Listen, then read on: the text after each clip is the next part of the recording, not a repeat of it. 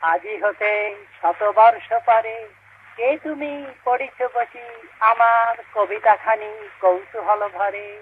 আজি হতে শতবর্ষ